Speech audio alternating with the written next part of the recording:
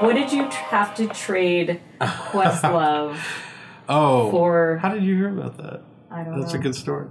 I'm nardwaring this. Yeah.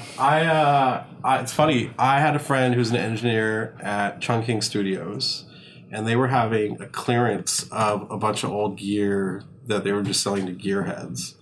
And my friend who's there, he said, hey, this DMX drum machine that recorded some of Def Jam's early records is here for sale.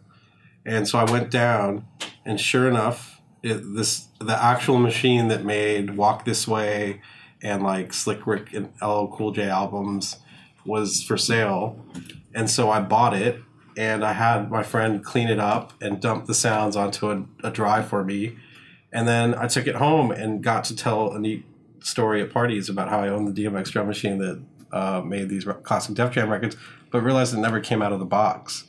So I was like, you know what? I'm going to sell this to someone who probably would appreciate it more. And so I emailed a bunch of producers like Questlove and Q-Tip and Kanye and Pharrell and their various proxies.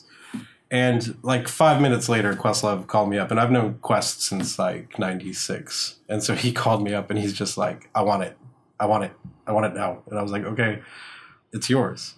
And the trade we made, I don't know if I can say publicly the trade we made, but the trade involved not just cash, but also some selects from his own private music collection.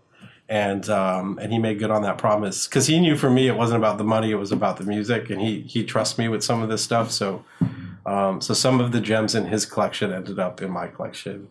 And the funny addendum to that story is like 3 days later, Q-Tip emailed back, was like, I want this Queen's History. You got to sell it to me. And I was like, it's already sold. He's like, no, I won't take that as an answer.